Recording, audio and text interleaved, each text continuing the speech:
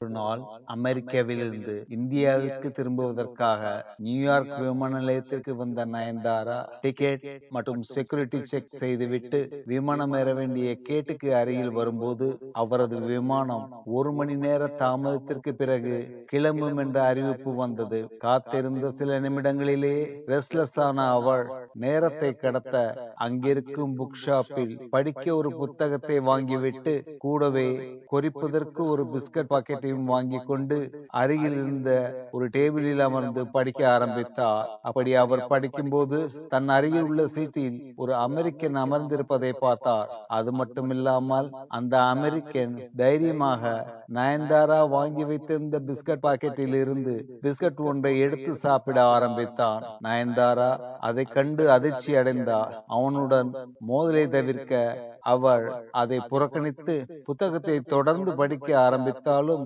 நயன்தாராவிற்கோ எரிச்சல் அதிகமாகியது. நயன்தாரா அந்த பிஸ்கட் பாக்கெட்டிலிருந்து ஒரு பிஸ்கட் எடுக்கும் போது அவனும் நயன்தாராவை பார்த்து புன்னகைத்து கொண்டே இன்னொரு பிஸ்கட்டை எடுத்து சாப்பிட ஆரம்பித்தான். நயன்தாரா ஒவ்வொரு கணமும் இந்த அமெரிக்கன் எவ்வளவு முரட்டத்தனமாக நடந்து கொள்கிறான் என்பதை நினைவூட்டுவது போல் உணர்ந்தார். நயன்தாராவால் அவரது விரக்தியை உணராமல் இருக்க முடியவில்லை.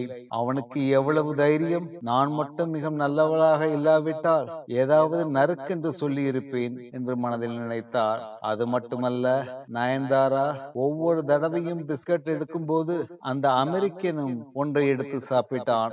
கடைசியில் ஒரே ஒரு பிஸ்கட் மட்டுமே இருந்தது. அடுத்து என்ன செய்வான் என்று யோசிக்கும் போது அவன் புன்னகையுடன் தான் எடுத்த பிஸ்கட்டை பாதியாக உடைத்து ஒரு பாதியை நயன்தாராவிடம் கொடுத்துவிட்டு மீதியை அவன் சாப்பிட்டு முடித்து பாக்ஸை குப்பை தொட்டியில் போட்டுவிட்டு போய்விட்டான். நயன்தாராவிற்கோ கோபம் தலைக்கேறியது. தம் வாழ்க்கையில் இப்படி மோசமாக யாரும் இதுவரை நடந்து கொண்டதில்லை. அதுவும் அமெரிக்கன் ஒருவன் இப்படி நடந்து கொண்டது மட்டுமின்றி நன்றி கூட சொல்லாமல் சென்று விட்டானே என்ற எரிச்சலும் அதிகரித்த சமயத்தில் நயன்தாராவின் விமானம் புறப்படுவதற்கு அழைப்பு அறிவிக்கப்பட்டது.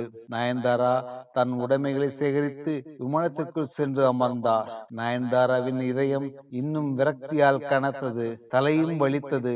அதனால் நயன்தாரா தனது பேக்கில் மாத்திரை ஒன்றை எடுக்க முயன்ற போது அவரது கையில் பிஸ்கட் பாக்கெட் ஒன்று அகப்பட்டது. அந்த நேரத்தில் அவருக்கு புரிந்தது, அவள் சாப்பிட்ட பிஸ்கட்டுகள் அந்த அமெரிக்கனின் பிஸ்கட்டுகள் என்று. அவனுடைய பிஸ்கட்டுகளை எடுத்து தான் சாப்பிட்டது மட்டுமல்லாமல் அவனை மிக தவறாக கேவலமாக நினைத்து விட்டுமே என்று உணர்ந்து வெட்டித்து போனார். இப்படித்தான் நாம் எல்லோரும் சில நேரங்களில் எவ்வளவு அவசரமாக மதிப்பீடுகள் செய்கிறோம். எவ்வளவு சமயங்களில் நாம் முழுமையான தகவல்கள் இல்லாமல் ஒருவரை அல்லது சூழ்நிலையை வெறுக்கின்றோம். இப்படி நாம் அனைவருக்கும் அன்றாட வாழ்க்கையில் ஏதோ ஒன்று நடக்கத்தான் செய்கிறது. நாம் அனுமானங்களை செய்கிறோம், விரக்தி அடைகிறோம். சில சமயங்களில் நாம் தான் மாற வேண்டும் என்பதை மறந்தும் விடுகிறோம். அடுத்த முறை ஏதாவது ஒரு பிரச்சனையில் நீங்கள் நியாயம் தீர்க்க வேண்டும் என்று முயலும் போது சிறிது நேரம் நின்று இந்த பிஸ்கட்டை எடுத்து சாப்பிட்ட அமெரிக்கனை மனதில் நினைத்து முழு விவரமும் உங்களுக்கு உண்மையிலேயே தெரியுமா என்று நீங்களே கேட்டு அதன் பின் அடுத்த வரை மதிப்பிடுங்கள். இந்த கதை எனக்கு மட்டுமல்ல, உங்களுக்கும் உதவும் என்றும் நம்புகிறேன். அன்பாக இருங்கள், பொறுமையாக இருங்கள் மற்றும் நினைவில் கொள்ளுங்கள். பிறர் செய்யும் செயல்களுக்கான முழு உண்மையை புரிந்து கொள்ளுங்கள். உங்கள் வாழ்வில் எதற்கும் தீர்ப்பு கூற அவசரப்படாதீர்கள். உங்கள் அன்பும் கருணையும் வளரட்டும். அன்புடன் உங்கள் மதுரை தமிழன்.